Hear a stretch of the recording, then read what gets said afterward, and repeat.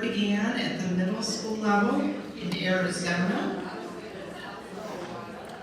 However, she has spent the last 11 years nearby in Hampton City Schools.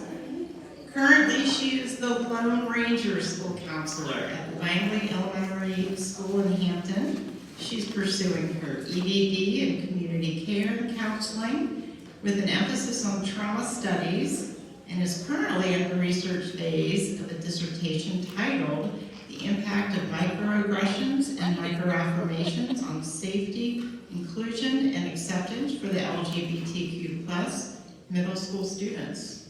Wow. A counselor's perspective, so that's quite a dissertation.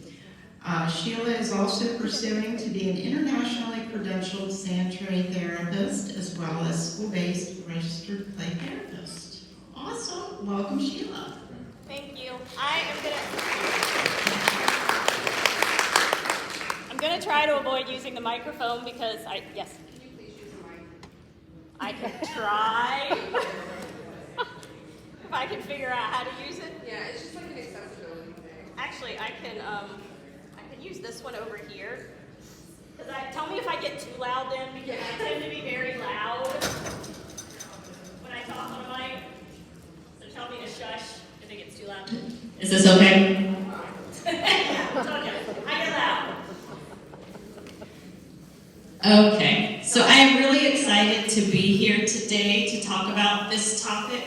This is one of my favorite topics, and I feel like it should be kind of common sense to people how behavior works, but I realized in my experience as a school counselor, I got a little bit of training on classroom management, I got a little bit of training on behavior, but when I went out into the field and really started working with students, I realized that I pretty much knew nothing about behavior. So I was fortunate enough to have a few colleagues that were behavior experts, and I did a lot of research myself because I was finding that the things that I were doing were not so much effective. And I'd also noticed teachers and administrators and other staff members in my building that were doing things that were not so effective. So I've really done tons of research, talked to lots of people, and tried to find the things to make my job a little bit easier. So hopefully some of the things that I will discuss today, you will be able to take something from it, whether it's for yourself, whether it's something you can share with fellow colleagues in your building, little pieces of it that maybe you haven't thought of or maybe you would think about in a different way.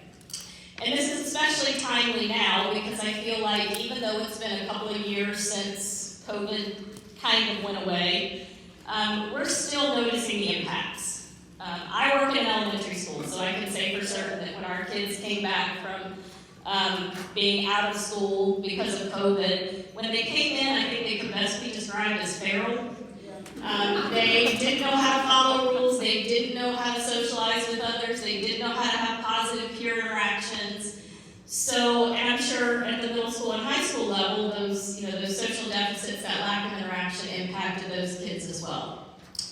So, some of the things that we're going to talk about today, again, this seems basic. We're going to talk a little bit about the foundational concepts of behavior. Again, we all know how behavior works, but we get caught up in it, and unless we take a step back and realize why things are happening and consider why things are happening, we are very likely to get caught up in the cycle that is fairly negative. So I am going to talk a little bit about some foundational concepts. I'm also going to talk a little bit about the common cycle of acting out behaviors and where to intervene. How many school counselors are in the room? Okay. School psychologists? School social workers? Administrators? Oh, I wish they were here.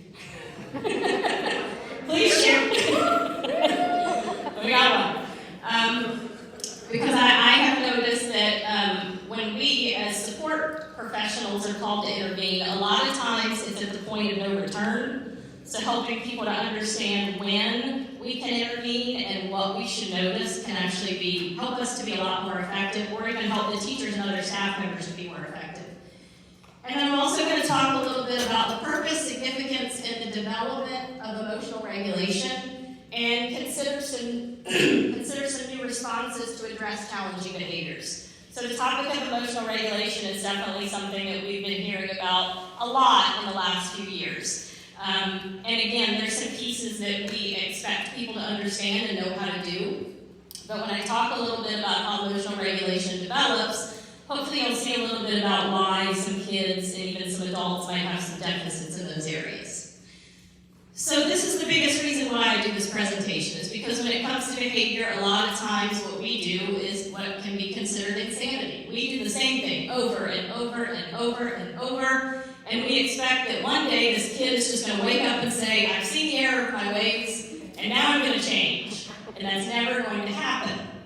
So we can't keep doing the same things the same way over and over and expect different results. So let's talk a little bit about behavior itself. Why are they acting this way, and what are the things that lie beneath? So behavior is anything a person says or does. It involves movement, and it has an impact on the environment. It is influenced by environmental events. It can be observed, described, and measured. This is particularly important when we're trying to address behaviors. And it needs to pass the dead man's test. Show of hands, anybody know what the dead man's test is? A couple people, okay. So I can teach you something new. So the first part, let's talk a little bit about whether it's observable and measurable. Are you able to give me a thumbs up or a thumbs down? Can you measure, is it observable and measurable if a student has anger issues? Thumbs down, you are right. We might assume that the student has anger issues, but why do we assume that? It's the behaviors that they're showing that tells us that they have anger issues. So we can't necessarily make assumptions. Thumbs up or thumbs down, is this observable and measurable? The student had his head down on his desk. Yes. We can see it happening. We can measure how long his head was down. What about the student kicked the teacher? Observable and measurable? Yes. We can observe it. We can measure it. We can say how many times. We can say how hard it was. The student was tired. No. We can make some assumptions based on the observable and measurable behaviors, but we can't decide indeed whether the student is tired. And the last one, the student was overwhelmed by the work. No, not observable, not measurable. So it is really important to be able to, in order to target the behaviors that we want to change, we have to first define what the behavior is. So I mentioned the dead man's test. The dead man's test basically says if a dead man can do it, it is not a good description of a behavior. So we'll try this one out. So the first one. The student does not complete work. Give me a thumbs up or a thumbs down. Can a dead man not complete work? Absolutely. I'm sure he won't complete any work. The student walks around the room without permission. Can a dead man walk around the room without permission? No. So now we're defining a behavior. Student does not pay attention. Can a dead man not pay attention? Yeah, pretty good at that. Can a dead man shout out without raising their hand? No. So to change a behavior, you have to focus on what the behavior is instead of what the behavior is not.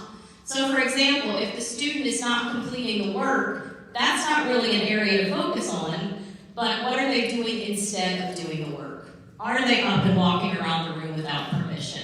What is the actual behavior that you want to target and to change? So the dead man's test can help with that. So I'm going to talk a little bit about some critical concepts of behavior. So the first one is misbehavior is a symptom. So if a student is displaying problematic behavior, it is a symptom of an underdeveloped skill. It's a skill deficit. They're lacking some way to better, more effectively access what they need. The next one is behavior is communication. So what we sometimes see as a failure to behave properly is actually a failure to communicate properly. So every behavior serves a purpose. Every time a student is exhibiting a behavior, they're trying to tell us something. Sometimes they're trying to tell us that one of these needs is not being met. So we all know you have to Maslow before you can bloom.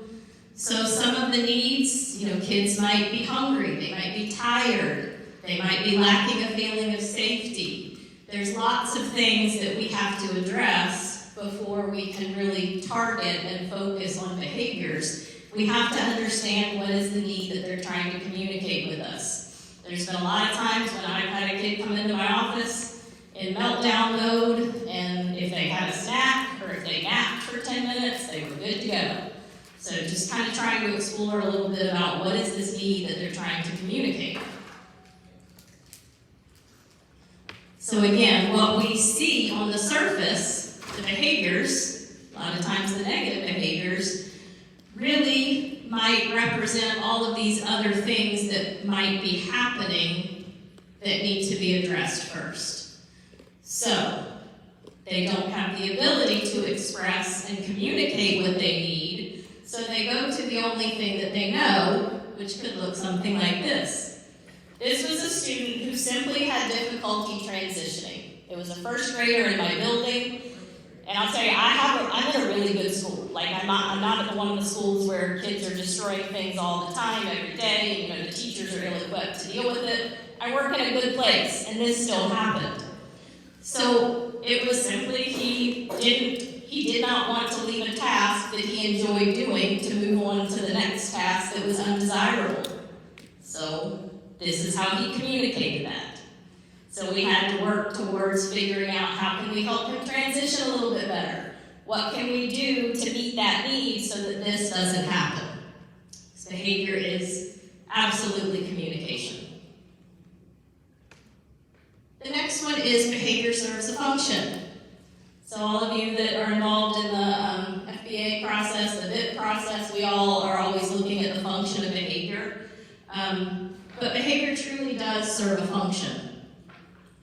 So here's one little cartoon. If you can't read it, it says, if you're given a task you don't want to do, just start crying. They'll send you straight to the thinking chair. It's like a vacation from work. And then the next one, sometimes we start to feel like maybe our kids are starting to motivate our behaviors and that they're the ones in charge. Like this little cartoon says, watch what I can make Pavlov do. As soon as I drool, he'll smile and write in his little book. So I'm not saying that kids consciously make this decision, but when they realize what they get out of their behaviors, sometimes it reinforces what those behaviors are. So the next critical concept of behavior is that behavior occurs in patterns. You might notice that the time of day is important. Maybe it's when a medication is worn off. Maybe it's because they come in the morning and they haven't had enough to eat. Maybe it's a particular activity. Maybe they really don't like math or they really don't like to read. I find that people is one of the biggest factors when it comes to the patterns of behaviors. And I'm sure we've all had the experience where you may have a child that is a beautiful little angel, respectful, willing to do whatever you ask them to do, and they go into one particular teacher's classroom and they turn into a demon.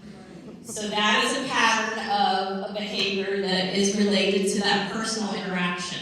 So we have to look at why those things are happening. And the next one is, and this is hard for some people to believe, especially when you have some staff members who kind of give up on kids, believe that this is just the way they are, and they have trouble finding the good in them. Sometimes they have a hard time believing that behavior actually can be changed, but it can. The hard part is that change is a process. It's not an event. Again, the child's not going to wake up one day and say, I've changed. I'm going to do everything differently from now on. So we have to work with them to build better habits. A lot of times when they have a need that isn't met and they're exhibiting a particular behavior, we have to help them find a replacement behavior or another way to access that need. And that takes repetition and that takes habit. 66 days is the average of how long it takes to create a habit. So whenever you hear those things about do this great 21-day crash diet, stop smoking in 30 days, it's not going to be effective.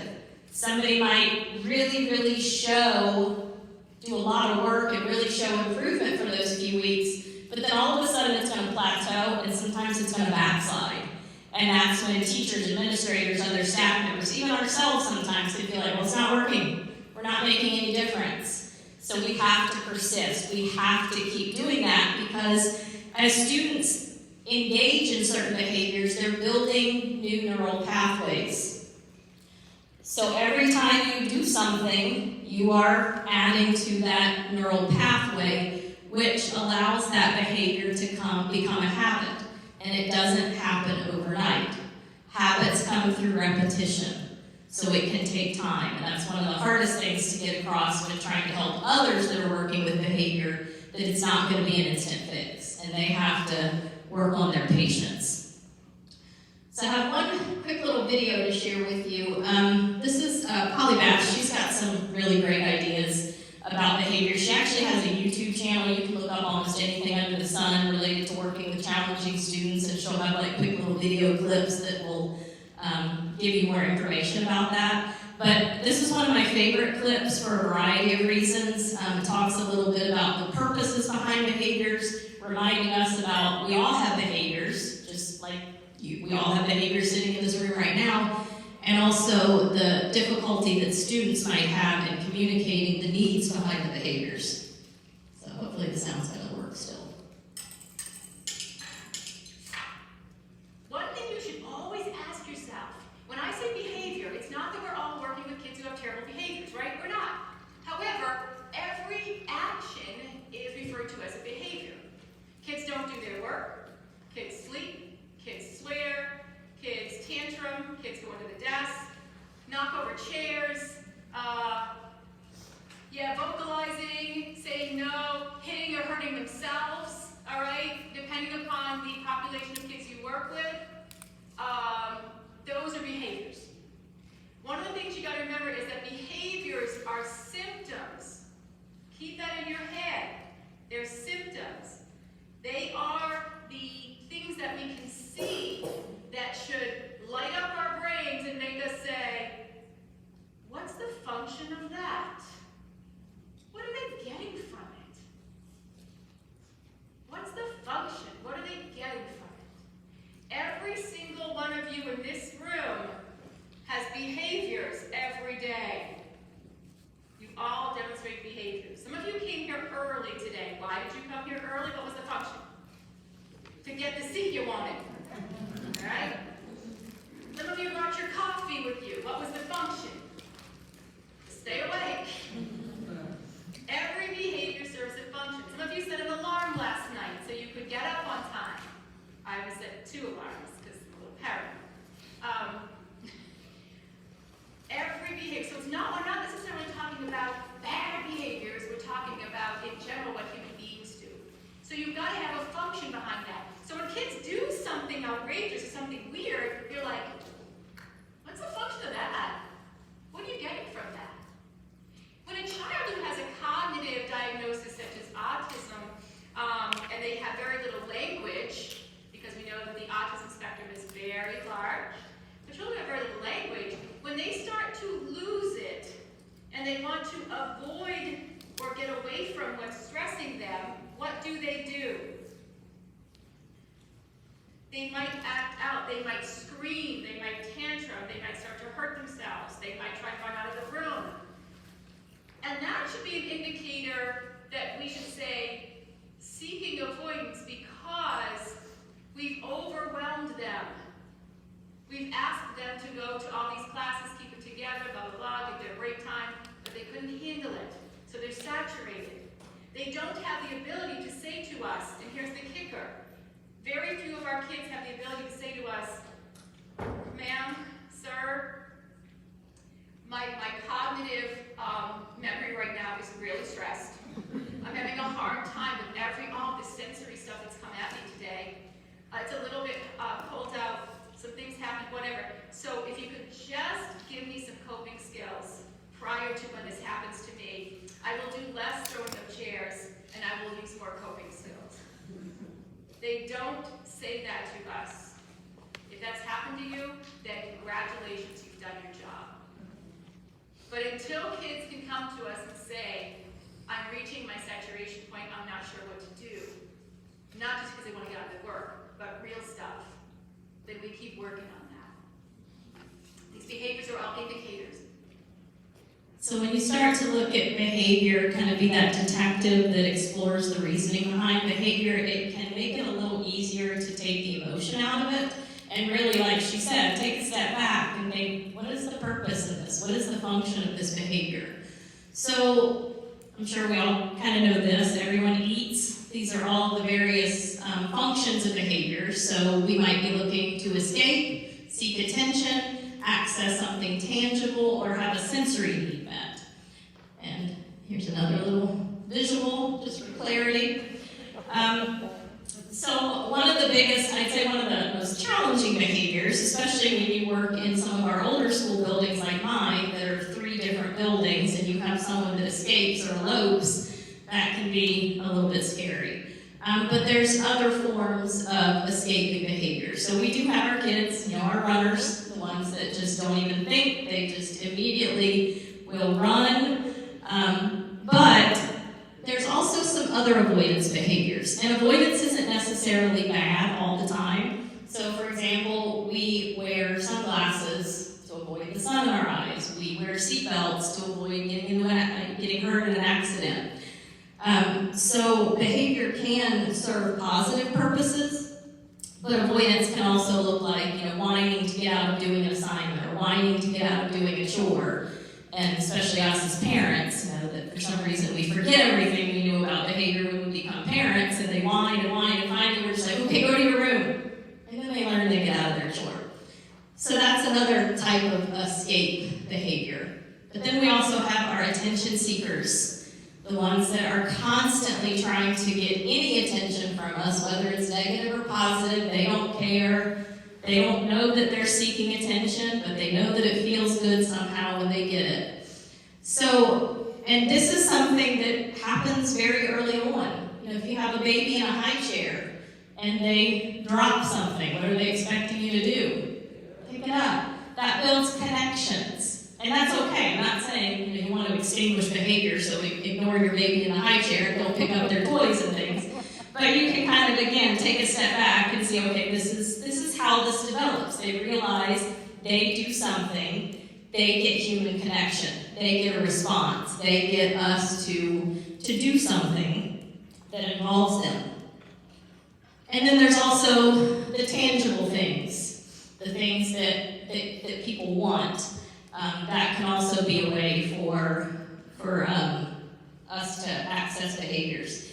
And this is one that I'm going to talk a little bit about ignoring in a minute, but this is an example that I use with some of my kids because I do have some staff members that will say, we have one particular kid and my recommendation is they do some planned ignoring. The biggest question is, well, how can I do that and have all these other kids in the room seeing that I'm letting this happen? And they feel like, the other kids in the room are going to look at them and think, well, Miss So-and-so isn't doing her job. She's just letting them do this. So I've had lessons with kids before where I talk to them about different behaviors, and they can get a concept like this. I don't care how young they are, if they're preschool, kindergarten, if I say, okay, let's say, this little kid is in the grocery cart and they're at the line at the grocery store and they really, really want a candy bar and they cry and they throw a tantrum to get it, what are they going to do next time they go to the grocery store to get that candy bar? A kindergarten will tell me they're going to throw a tantrum again. So it's okay to talk to kids about why you're doing some of the things that you're doing, why you're ignoring some of the things that you're ignoring.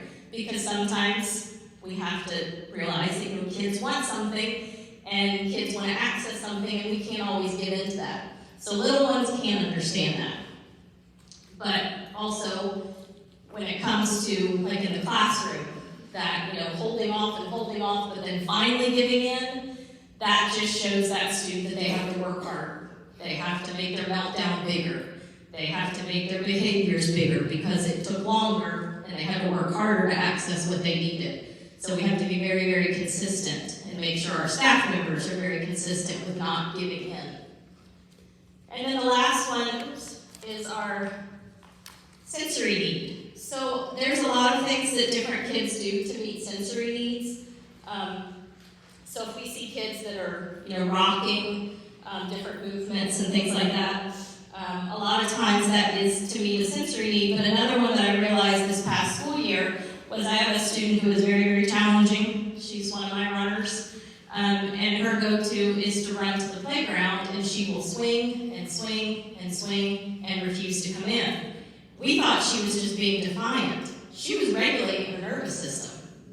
So finding out, working a little bit harder and digging a little bit deeper to be able to understand what those needs are. Sometimes they're not just trying to be difficult. She was trying to meet a need. She was feeling stressed, she was feeling overwhelmed, and she knew that swinging made her feel better. So another thing that goes along with trying to extinguish behaviors is when we start to do all these things, we ignore, we don't give in, we try to find alternate ways for them to access things. What we will sometimes find is that behaviors get worse before they get better. And that's another time when people tend to give up. So I use this analogy of the elevator. So if you were in an emergency and trying to get somewhere really quickly, and you ran into the elevator and you're in such a hurry, you're not gently going to press the button. You're going to jam it over and over and over.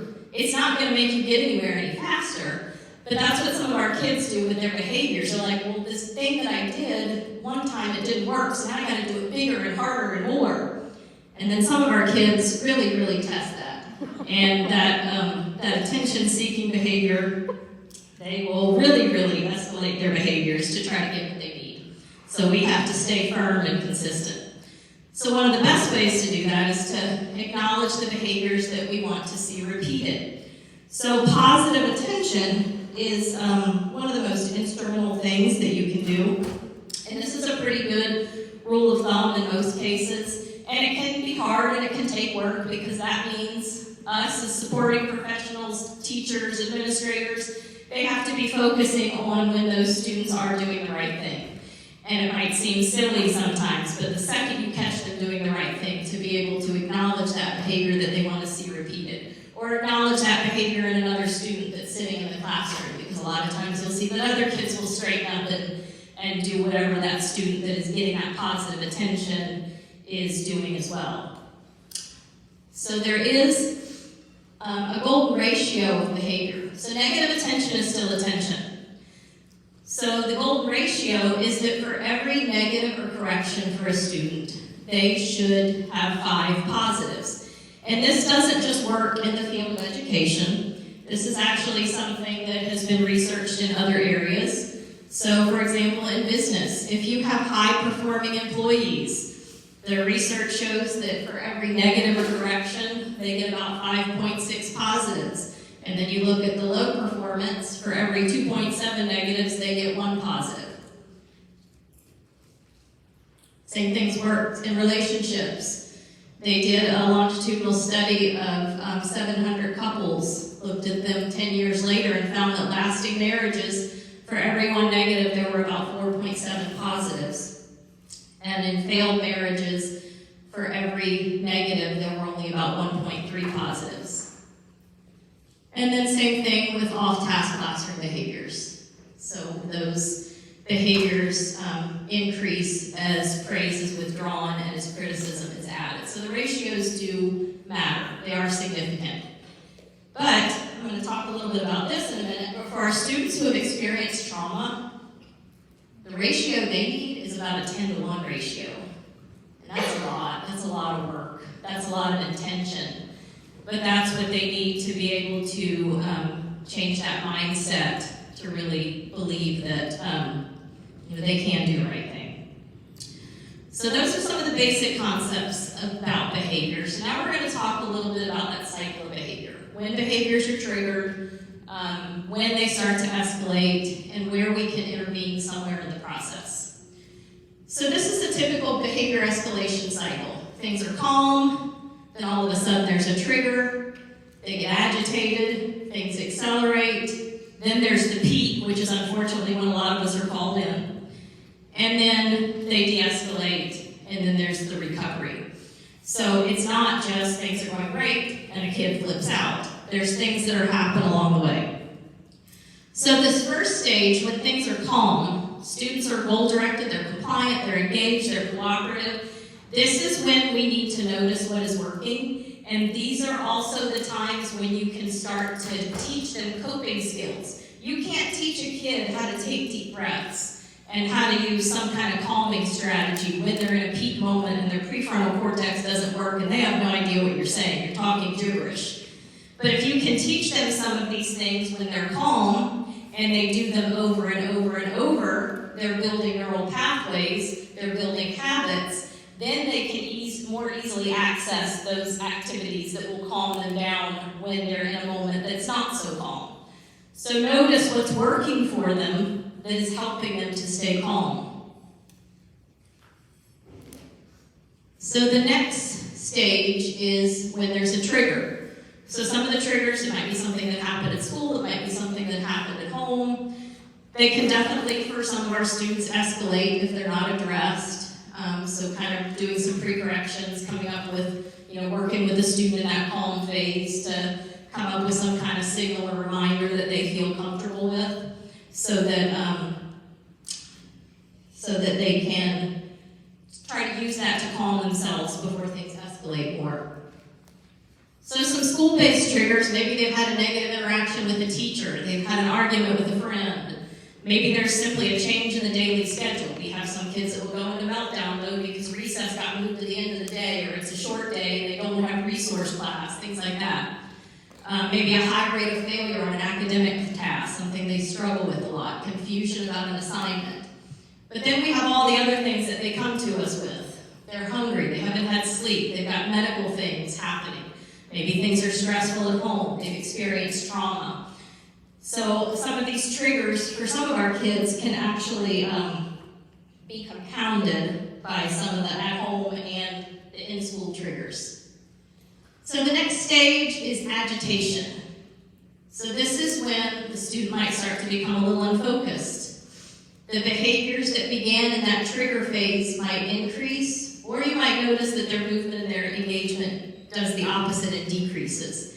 And it is critical that the need and the problem is addressed by this point to prevent escalation, because we're starting to approach the territory of the point of no return, which is where we don't want to be. So in the acceleration stage, students are definitely actively engaging the teacher in some way. They might be questioning, arguing, refusing to work, maybe doing some minor property destruction, throwing a paper clip or something small. They might be partially compliant, but not fully. But unfortunately, this is a lot of the times when their behaviors are noticed. So things are already accelerating, but these are the behaviors that have caught the teacher's attention. So again, intervening, teaching them the skills earlier on is going to be more effective. So some helpful strategies. Don't engage in sarcasm. Oh my gosh, if I could put a piece of duct tape over every educator that uses sarcasm with kids. Allow student time and space. Don't press them with questions and expect them to have quick answers. For a lot of our kids, avoiding physical contact, sometimes they feel trapped, especially those kids that have experienced trauma. We want to give them time to respond, acknowledge them, acknowledge what they're experiencing, give them some controlled choices. Avoiding power struggles. This is probably one of our biggest challenges as educators working with other educators that like to engage in those power struggles. Stay calm and ask for help if you need it. If you notice you're getting triggered, if you notice okay, I need to step away or I'm going to make this situation worse, then have somebody that you can swap off roles with, and they come into your room for a few minutes or help you out so that you can take a breath. Pay attention to your own body language, because that can also be a trigger for those nonverbals. And sometimes we need to detach from the situation. Try not to let ourselves take it personally. Because then we move into the peak phase. And this is when students are out of control. They might be physically assaulting others, hurting themselves, hysterical crying, destroying things. This is when things are loud and dangerous, and there's really not much you can do at this point. This is the point where you're like me, you've been in a situation where you've just been sitting on the floor while a kid has a full-blown meltdown, and I just put my hand behind their head so they don't hit their head on the wall. All I'm doing at this point is protecting their safety. So again, unfortunately, this is the stage where a lot of us get called in, and we can't do anything either. The only thing we can do at this point is to wait things out. So I always want to pause here and just talk a little bit. I think this is a good place to talk about the difference between tantrums and meltdowns, because this can also drive what your response to behaviors is going to be. Again, you still have to wait things out, but when someone is having a meltdown, they're completely dysregulated. They're emotional, they're overwhelmed, they're unaware, and they're unresponsive. But a tantrum's a little bit different. A tantrum is a little bit more controlled. It's purposeful. They are somewhat aware of what's happening and what they're doing, and they're able to communicate. So I'll give you a couple examples. We had, years ago, one student who was having our PE teacher nicknamed her the Banshee in the breezeway. And she was in the breezeway of the school, just, screaming at the top of her lungs. And other staff members were coming over, they were trying to console her, and I realized, when I got to the situation, I said, everybody please back off, because I could see the look in her eyes. She looked like a trapped wild animal. She was in a full meltdown, and there was no way of consoling her and telling her everything was going to be okay. She did not feel safe. She was not aware. She was not going to respond to anything. But then I had another student that I got called down to help. The teacher had already cleared the classroom. This was a first grader. And he was crawling around the room, and every once in a while he'd toss somebody's book bag or knock over somebody's chair, and then he'd get on the counter and crawl on all fours. He crawled over to the computer cart and sat on top of that, and I just did my, looking like I do nothing for my job because I just sit here and ignore her half the time. I sat on the counter and I just pretended I was looking at my phone, but I noticed out of the corner of my eye he kept looking over at me. That's when I knew it was a tantrum. He was aware. He was communicative. He was responsive. So you have to kind of notice what the difference is when it's purposeful, when it's planned, and when it's a full meltdown mode. To be able, because sometimes with a tantrum, distraction might work, but in a meltdown, there's no way. You have to kind of wait it out until they're in a moment of calm. So when the peak ends, that doesn't mean that it's all over. There's that stage of de-escalation. So at this time, students might be kind of disoriented or confused. They might start to withdraw or say that they didn't do anything wrong or it wasn't them, try to blame others. And they probably won't want to discuss the incident at this point, but they will start to kind of get back on board with following directions and regaining that sense of compliance. And in the recovery stage, this is when students are pretty much subdued. Debriefing should take place, though. And what some people worry about is that, if I address what just happened, it's going to trigger them and they're going to start all over. So it does need to be discussed, because otherwise it sends that message that what they did was acceptable. So first, determine if those triggers are still present so that you're not going to reignite whatever's happening. But talk about what happened. Try to develop a plan for the future so that you can work with them to help figure out, what happened, why did this happen, what can we do better to make sure that it doesn't happen again.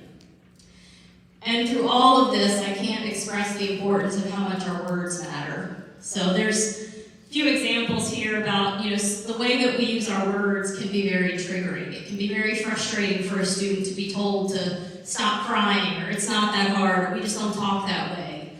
So finding ways to reframe the way that you speak to them can help with that process of keeping them calm, helping them return to calm, because we can definitely And I'm sure you've seen other educators that have triggered a student very easily just by the tone of voice and words that they use.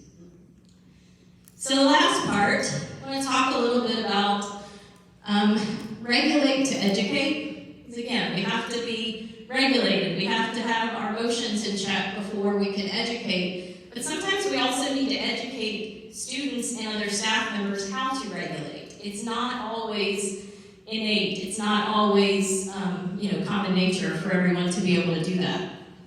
So, y'all can read along with me. If a child doesn't know how to read, what do?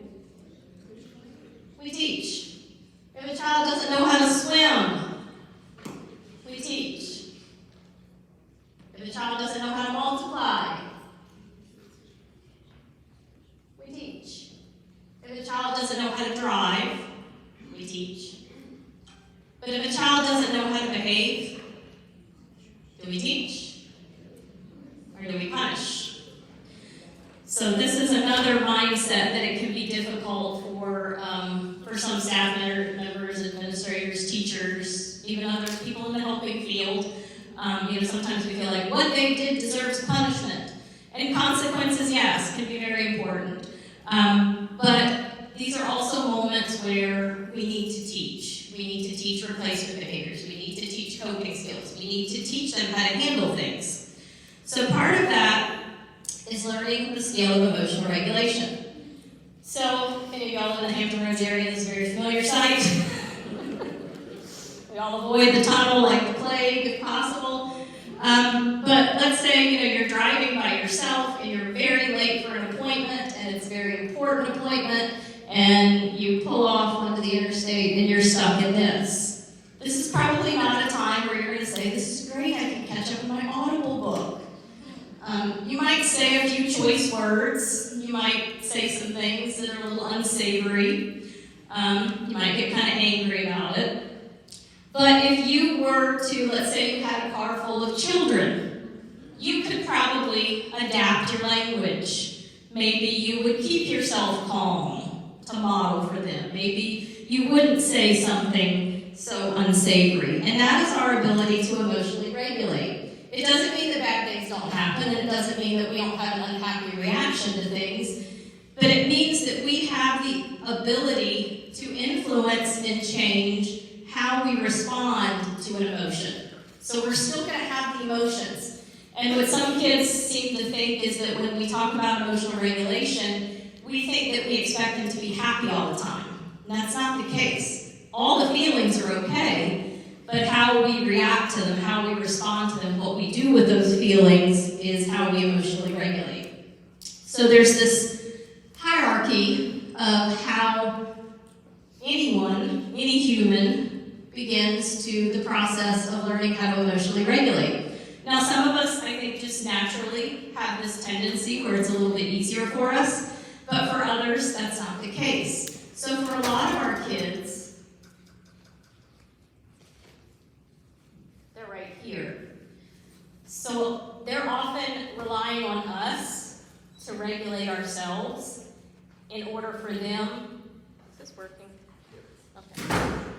I just used to hearing myself really loud.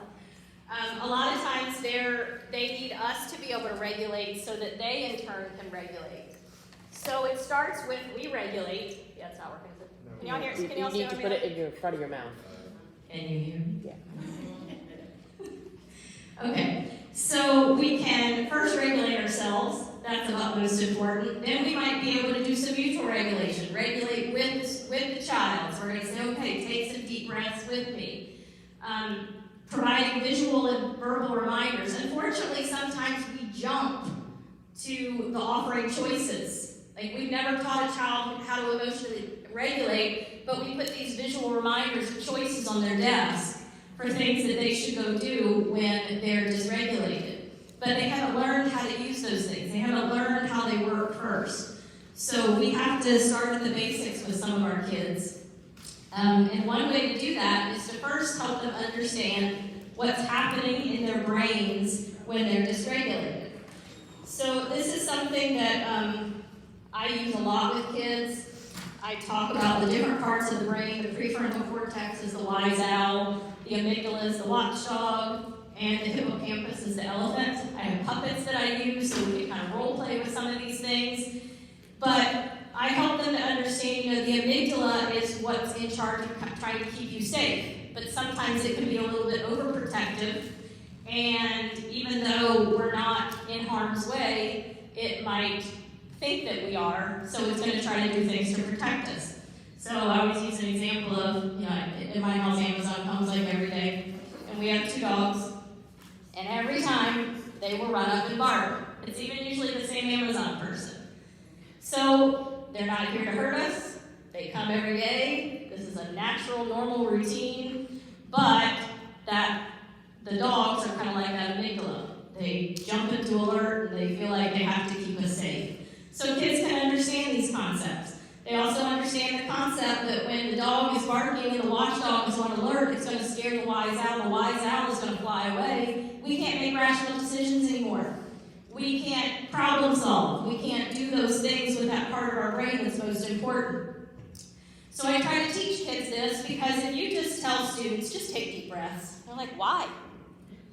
But I help them learn why, and I'll talk a little bit about one of the techniques that I do to use that to help them understand the purpose and some of the things that we do to teach them coping skills. So our amygdala is important because it keeps us safe. So if you're in the car and you have to slam on your brakes and you're the driver, what is your arm automatically going to do? Yeah. We don't stop and think, I'm stopping at a very fast pace and I better protect the person next to me. You react. You don't think, you just do. And that's what our amygdala does. So our amygdala is important. It is important to try to keep us safe. But for some of our kids, that is a little bit overactive. And it could be for a variety of reasons.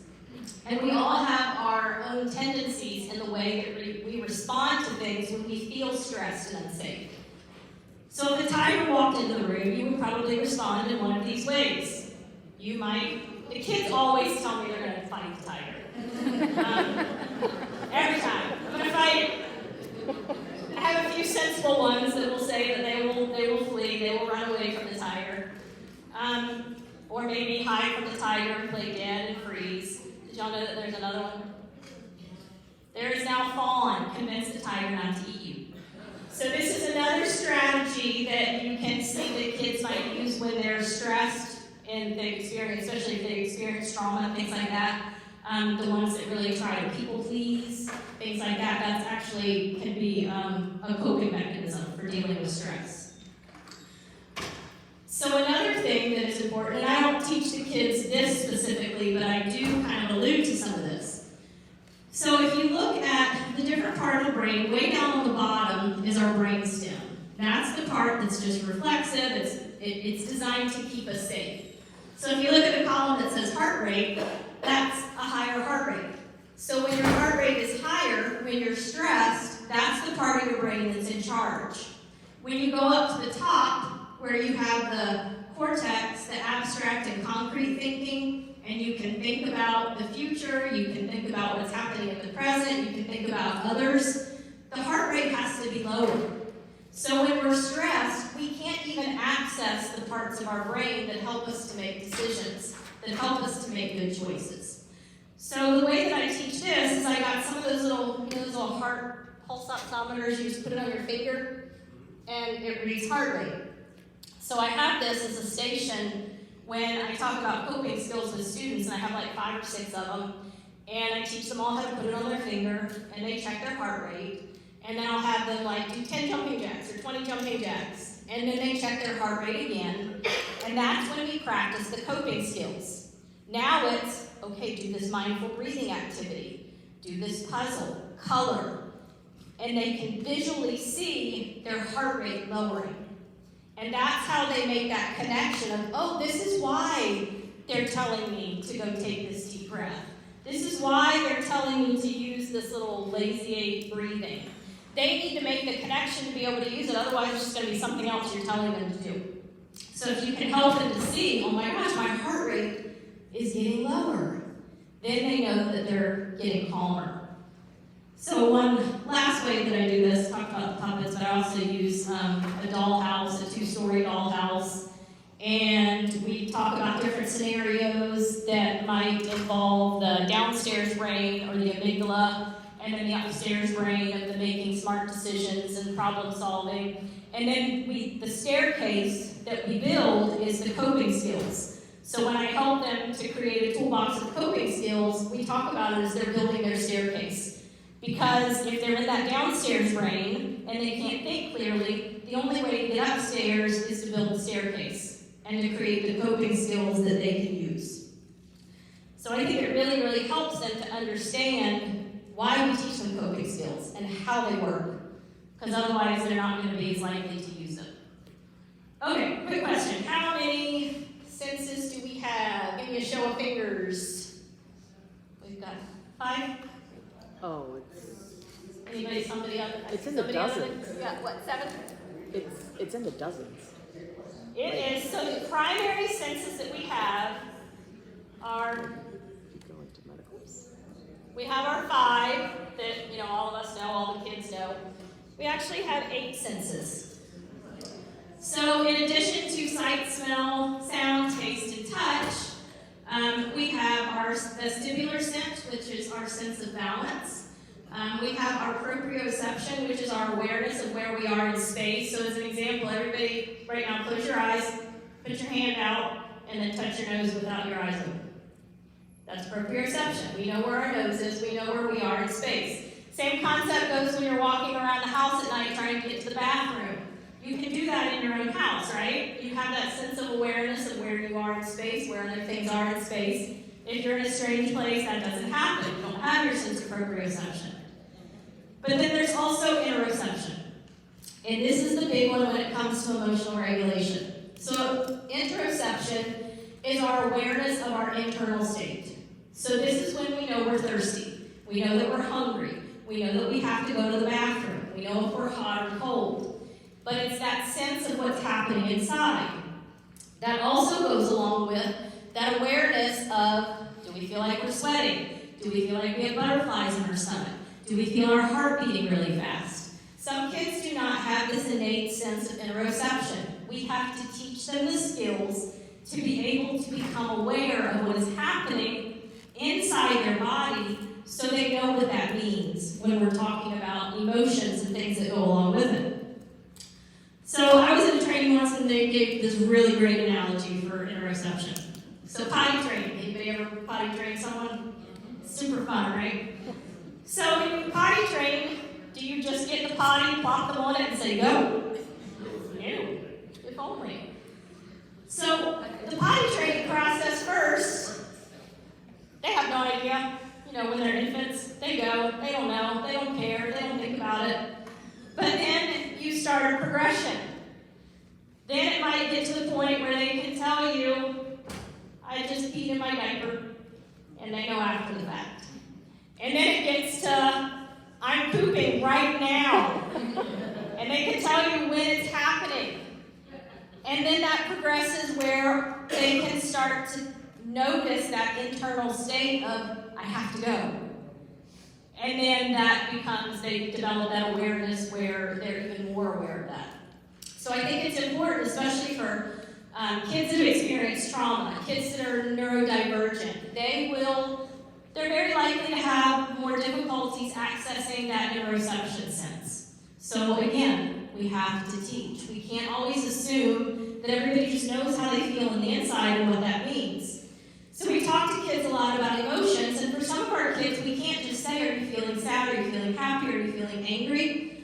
First, we have to tune into that interoception and have them think about, what does your body feel like inside? Are you feeling kind of shaky? Is your jaw clenched? Is your heart beating really fast? Are you breathing really fast? So being aware of those things, then we can move into making that connection of, okay, so when I feel like that, that's sadness. When I feel like this is anger. And these are some of the things that I have practiced in my calm state to be able to use when I'm feeling angry. And I know how my heart rate works, so I know what skills I can do to lower my heart rate. So all of these things have to be tied together. But then we always have another obstacle, like I mentioned a couple times, when we are trying to address emotional regulation, trauma. So So trauma has always happened, it's always been, but it's definitely become more of a buzzword for a variety of reasons. But trauma is essentially a response to a deeply distressing or disturbing event, and the big piece here is it overwhelms an individual's ability to cope. So what that means is that trauma is subjective.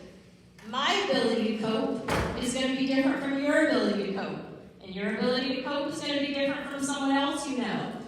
Kids might go through the same thing, adults might go through the exact same experience, but it's the coping skills that determine whether we perceive it as trauma or not. So again, another reason why it's important to build coping skills. So here's just a few statistics about kids with trauma. So more than 2/3 of kids in the United States have experienced at least one traumatic event. A lot of them actually endure complex trauma, which just continues and compounds. So after trauma exposure, the impact of that, it could be short-term, it could be long-term, but it can result in a lot of the challenging behaviors that we see: oppositional, limit testing, yelling, aggression, or then on the opposite, isolating, withdrawing, spacing out, things like that. But it's important to remember that a child's ability to heal from trauma and to self-regulate is heavily dependent upon adult self-regulation capacities. So those of us that are supporting kids, if we are not regulated ourselves, we cannot expect our kids to be regulated. So we have to work on these same things to be able to notice when we're dysregulated, notice our triggers, build our own coping skills. Because trauma actually impacts the brain. In a way, it can create damage to the brain. So research shows that the amygdala actually might become enlarged. So when that is becoming more prominent in the brain, it's going to be more sensitive. It's going to be on alert more frequently. The hippocampus might reduce in size. That's where our memories are. That might impact kids' ability to really remember when they've been through traumatic events. But it can also, remember, memory is important when we're in school. So if you have kids that can't remember what you told them 5 minutes ago, or they can never remember to bring their charged Chromebook, it could also be trauma that has impacted their hippocampus. They might also have difficulty processing verbal information and communicating, and they might have poor executive functioning skills. So neural pathways are changed, but again, we can change neural pathways as well by repetition and habit. So sometimes we do need to kind of rewire the brain to heal.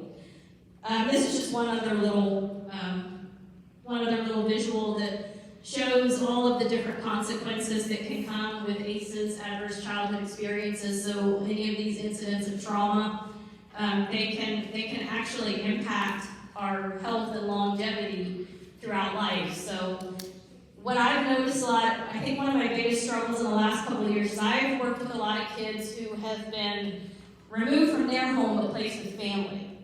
So they've gone to live with an aunt and uncle, or gone to live with a grandparent, and they've been removed from whatever these situations of trauma are, and the grown-ups in their world think, oh, they're safe now, everything should be fine.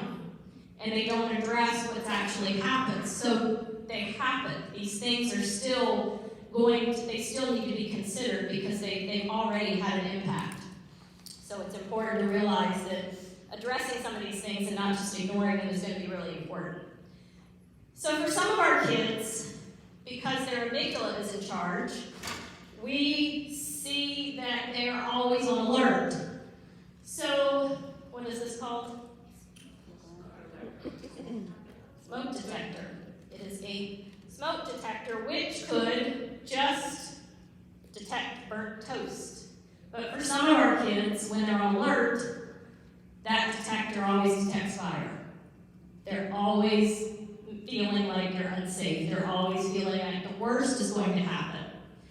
So we have to really be aware that for some of those kids that the amygdala is fully on alert, this is what we're dealing with.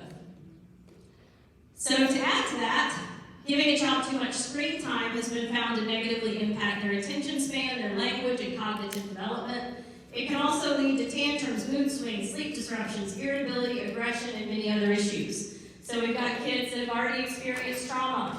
We've got kids that are already struggling with some of these emotional regulation capabilities. of screens all day, and that just compounds the situation. So let's talk a little bit about strategies to de-escalate and to co-regulate. So one of the first one is communicate using simple, direct language. When you're trying to communicate with an amygdala, you cannot communicate in long, profound sentences. They're not going to understand. Using reflective listening, so you're acknowledging what's happening with them. Sometimes distracting and redirecting can work, especially in those early stages of this trigger. Show open, accepting body language, allow for physical space, and remain calm. And I have this picture over here on the side. Have y'all heard of mirror neurons? So the concept of mirror neurons is basically what happens when I play a video like this. See, some people are already starting. Some people clench their jaw and are determined to So mirror neurons is that. Oh, turned off, so it'll stop y'all. So mirror neurons are those neurons in our brain that will mimic things that we see. So if someone smiles at you, you're very likely to smile back. When someone is calm in your presence, you're very likely to calm down. So we have to take advantage of those mirror neurons with our students to be able to help them to regulate. So sometimes we might have kids that are in hypoarousal and they actually need to increase their energy and their focus. So here's some examples of some things that you can do with them. And you guys do have access to all these slides, so don't feel like you have to write things down. But some things that involve movement. Hanging upside down, I like that. So that's something that we do as parents with kids all the time. We dangle them upside down. That's actually increasing their energy and focus. Sometimes we want to do the opposite. We want to calm them down. So things like squeezing, releasing, do things in slow motion, writing with the opposite hand. That tight, long hug, it says 20 seconds to be medically impactful. So these are things that we can do to help them to be able to regulate themselves a little bit better. And when we're trying to help them regulate, what we're trying to do is increase their window of tolerance. So our window of tolerance is where we want to be all the time. This is where we are focused, we're good, we're alert, we can make decisions, our prefrontal cortex is in charge, but sometimes we might have a trigger that puts us into that hypo or hyperarousal. So when we help our kids to create coping skills, we're trying to increase their window of tolerance so that it's really big, because a lot of our kids have little windows like this, and they can't handle much that happens to them. So some of the things that would work much better, or things that will not work, first of all, unless you're aiming for a big old dumpster fire, these are some of the things that we see far too often, and a lot of them are habits, especially for some of some that have been in the field for a while. These are the things that used to work when kids were a lot more respectful and compliant, things like that.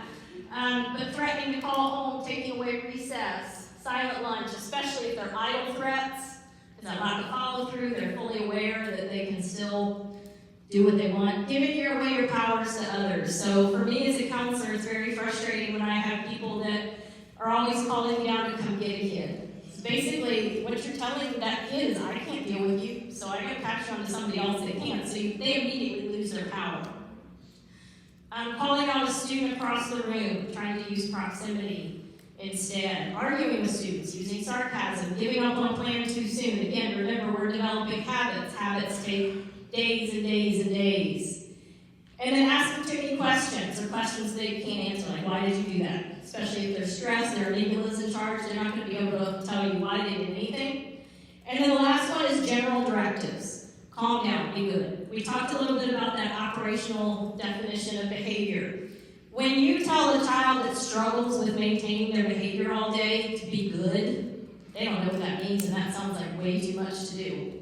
So you have to be very small and intentional and come up with a very small goal that they can define and identify, because as soon as they feel like they've done one thing, they're no longer good, and they just kind of throw in the towel. So another thing that we can do to help is, first of all, to co-regulate.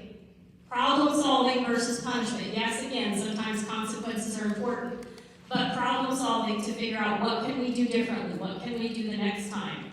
Doing things over is really, really helpful. A lot of times we have a kid that engages in some behavior that we don't like. We tell them what to do next time, but if they actually go and do it themselves, building a neural pathway, they have to do it themselves. So kind of practicing, what would you do the next time? Okay, let's walk through, let's do that together. Speaking in private when possible, talking to a student after they calm down. One good way to do this sometimes, if you ask a kid, like, what can we do next time? They're like, I don't know. But if you say, well, what would you tell a friend to do? Then they might have an answer. And then speaking in specific. So again, use that operational definition. Another thing, and building skills and regulation through play. So this is another thing that is really important. Again, like she said, when she introduced me, I'm working on my credentials in play therapy because I have found that, in my 23 years as a school counselor, what I was doing 15 years ago is not working anymore. Kids are a little bit different now. A lot of kids have experienced trauma. They have struggles with self-regulating. So I've been trying to find ways to better tap into the right brain to be able to connect with that left brain so that we can actually get some more work done.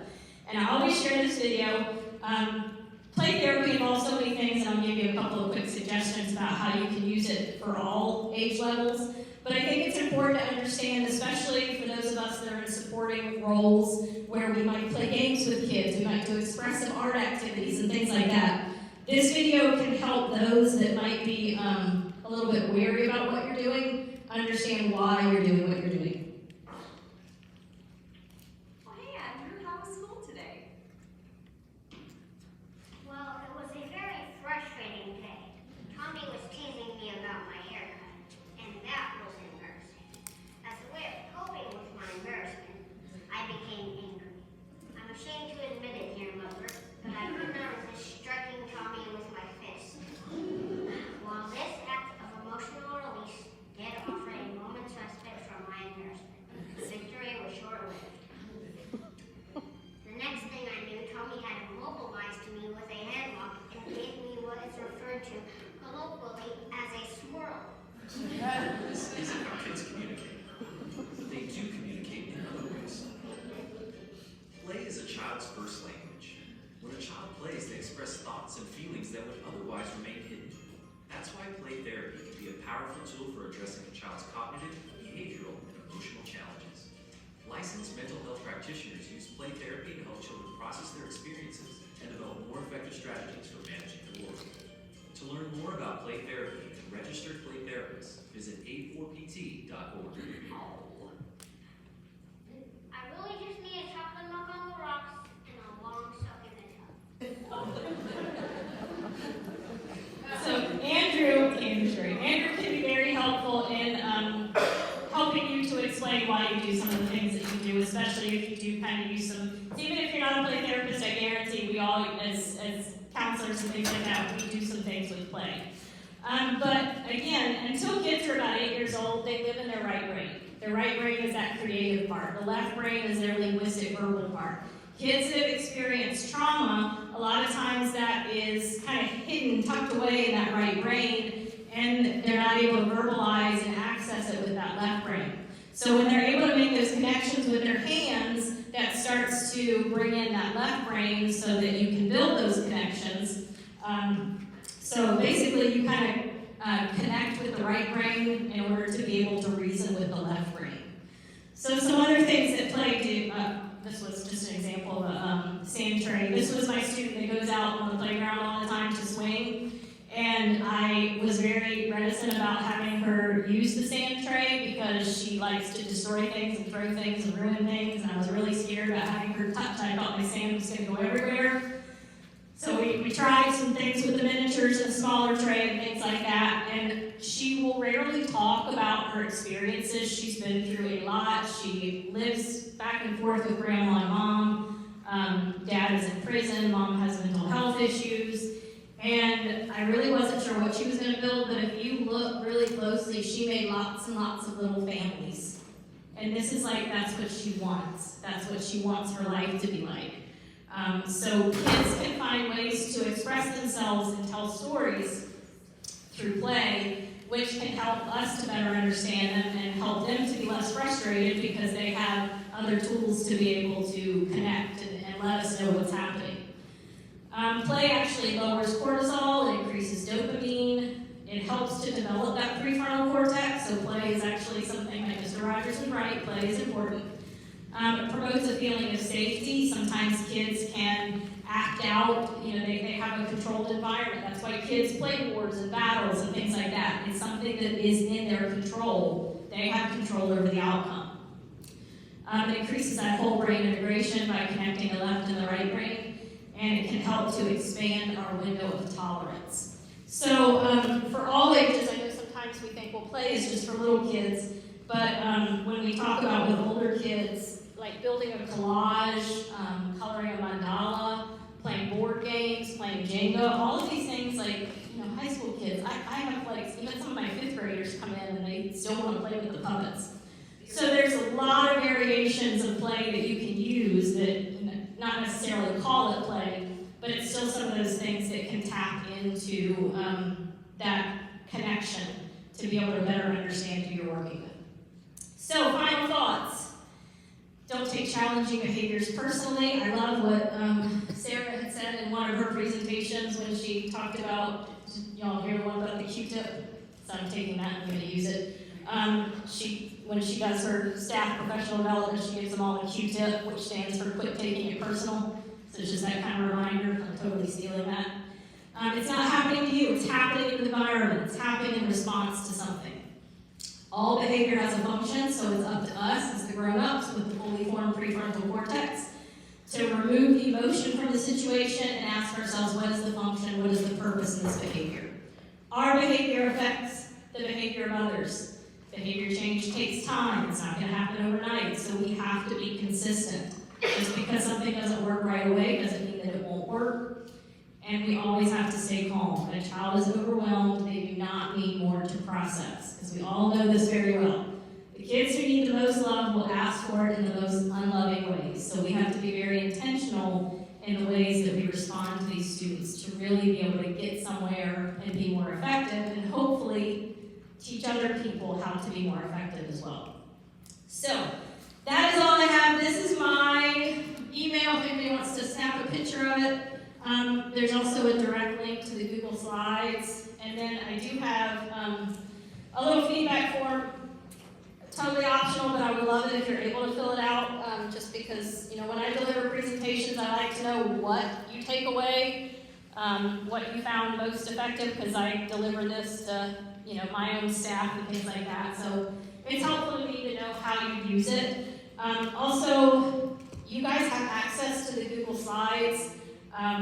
And I can make sure at the end of this feedback survey, I ask a question that if you would like a script for this professional development that goes along with the slideshow, you can enter your email, and I will share the slides through Google Slides. You can make a copy, you can edit it, you can make it your own, and I can give you a script where you can deliver it to your own colleagues, your own professional development, like in your building, or with all the social workers, or whoever you think might help. Because again, my whole purpose is the more information we can get out there about how to really address behaviors in positive ways, the more we can spread that, the better. It's definitely going to benefit all our kids. So thank you all very much. I'll be around.